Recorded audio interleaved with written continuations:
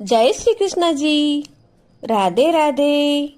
आप सबको मेरा ढेर सारा राम राम और प्यार भरा नमस्कार। आज मैं आपको मार्गशीर्ष मास शुक्ल पक्ष की षष्ठी की कथा सुना रही हूँ। इस षष्ठी को चंपा षष्ठी या चंपा छठ के नाम से जाना जाता है। कुछ स्थानों पर इसे गुह्य षष्ठी के नाम से भी जानते हैं। यह कथा भगवान विष्णु जी के द्वारा नारद जी के अभिमान को भंग करने वाली कथा है। आप सोचिए कि पूरी सृष्टि जिसकी पूजा करती है, वही देवर्षि नारद जी एक दिन अचानक बंदर बन जाते हैं, और वो भी भगवान विष्णु की एक अद्भुत लीला के कारण। आखिर ऐसा क्या हुआ था कि नारद जी को अपना रूप और अभिमान दोनों छोड़ने पड़े थे? देवर्षि नारद जी को लगा था कि उन्होंने संसार का सबसे बड़ा तप कर लिया है, लेकिन बस एक पल में ही भगवान विष्णु ने उनका रूप बदलकर उन्हें बंदर बना दिया। हुआ क्या था कि देवर्षि नारद, जिनकी वाणी नारायण नारायण से गूंजती रहती थी, जिन्हें संसार में वैराग्य और ज्ञान का प्रतीक माना जाता था, एक बार ऐसी मायावी लीला में उलझ गए थे कि खुद उन्हें भी विश्वास नहीं हुआ था कि एक सुंदरी के रूप में परमात्मा की माया उन्हें भी मोहित कर सकती है। नारद जी के मन में पहली बार एक इच्छा जागृत हुई थी कि काश यह सुंदरी मेरी जीवन संगिनी बन जाए। और जब वे अपने मन की बात लेकर भगवान विष्णु के द्वार पर पहुँचे, तो भगवान श्री हरि ने उनकी बात सुनकर मुस्कुरा कर कहा कि नारद, अभी समय आने दो।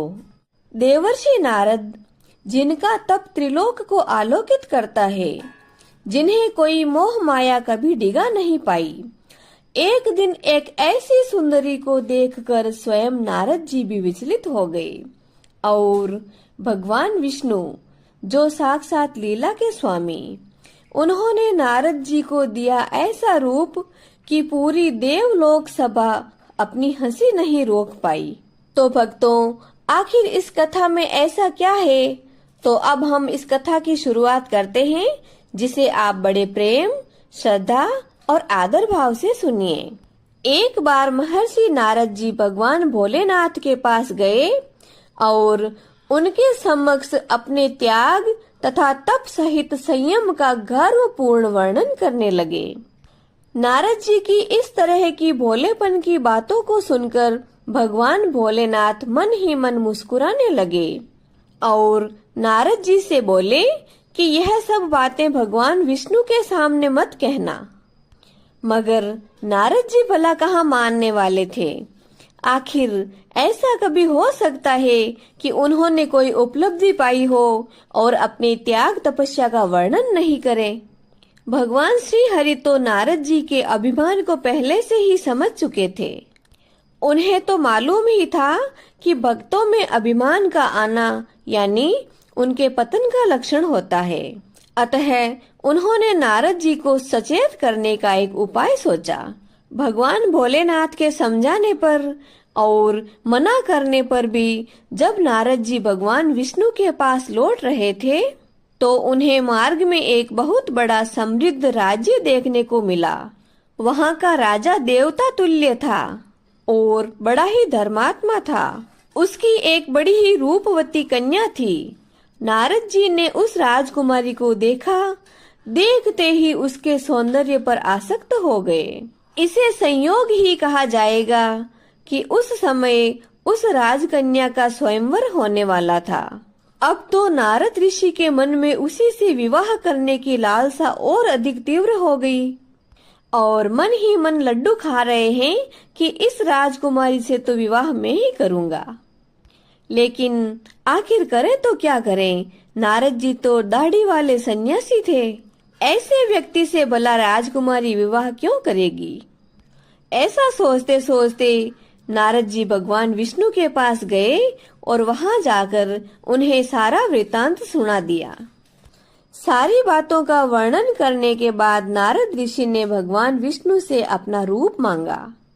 भगवान विष्णु मन ही मन मुस्कुरा रहे थे और सोच रहे थे कि इतना बड़ा त्यागी तपस्वी सन्यासी है और वो मेरी माया जाल को नहीं समझ रहा है, क्योंकि ना तो वहाँ कोई समृद्ध राज्य था और ना ही वहाँ का राजा था और ना ही रूपवती कन्या थी। ये तो सब भगवान श्री हरि का फैलाया हुआ माया जाल था। नारद जी के कहने पर भगवान श्री हरि ने उन्हें रूप का वरदान देकर भेज दिया। नारद ऋषि भगवान विष्णु से अपने रूप का वरदान पाकर फिर उस साम्राज्य में गए। स्वयंवर के दौरान नारद ऋषि जैसे जैसे अपने आसन की ओर आगे बढ़ रहे थे, वहां पर विराजमान सभी राजा जोर जोर से हंसने लगे। लेकिन नारद जी को भनक तक नहीं लगी कि ये सब उन्हीं पर हंस रहे हैं। वहां जाकर नारद जी ने अपना आसन ग्रहण कर लिया। स्वयंवर में जब राजकन्या ने किसी अन्य व्यक्ति के गले में जयमाला डाल दी तो नारद जी को बड़ा ही क्रोध आया। अब इधर तो नारद जी का क्रोध और उधर वहां पर उपस्थित सब लोगों की हंसी। नारद जी कुछ समझ ही नहीं पाए कि आखिर ये सब क्या हो रहा है कि सबको मोहित कर देने वाले भगवान विष्णु के द्वारा दिए गए रूप को इस कन्या ने ठुकरा दिया। लोगों के कहने पर जब नारद जी ने अपना प्रतिबिंब देखा तो उन्होंने अपना मुंह बंदर का पाया। इतने में भगवान विष्णु वहां पर प्रकट हो गए। नारद जी बहुत ज्यादा क्रोधित तो थे ही, तुरंत भगवान विष्णु को श्राप दिया कि जिस रूप को देकर आपने मुझे दुखी किया है, आपके साथ भी कभी आपदा पड़ेगी और आपदा पड़ने पर यही रूप आपकी सहायता करेगा। तब भगवान विष्णु बोले कि नारद, तुम तो मेरे परम भक्त हो। भक्ति में मधुरता होती है, पर जब उसमें अभिमान गुड़ जाता है तो साधक अपनी पहचान को खो बैठता है। मैंने तुम्हें तेरा अहंकार दिखाने के लिए यह रूप दिया है, ताकि तुम जान सको कि सच्चे प्रेम और सच्ची साधना में मैं श्रेष्ठ हूँ, यह भाव कभी नहीं होना चाहिए। यानी हमें अपने अहंकार को त्याग देना चाहिए। भगवान श्री हरि की ऐसी बातें सुनकर नारद ऋषि तुरंत प्रभु के श्री चरणों में गिर पड़े। उनका मोह टूट गया, अभिमान जलकर भस्म हो गया और वे फिर से अपनी दिव्य चेतना को प्राप्त हुए।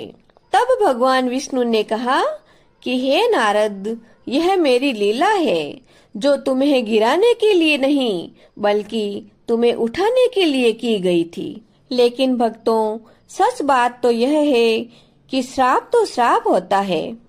नारद जी ने भगवान श्री हरि को जो श्राप दिया था, समय आने पर रामावतार में हनुमान जी का अवतरण हुआ था।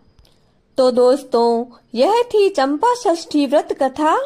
यदि यह कथा आपको अच्छी लगी हो तो आप इसे लाइक करें, ज्यादा से ज्यादा संख्या में शेयर करें और मेरी कहानियों के साथ जुड़े रहने के लिए मेरे चैनल को सब्सक्राइब जरूर करें। कथा पूरी सुनने के बाद कमेंट बॉक्स में विष्णु भगवान की जय जरूर बोलें। मिलते हैं अगली कथा के साथ, तब तक के लिए जय श्री कृष्ण जी। राधे राधे।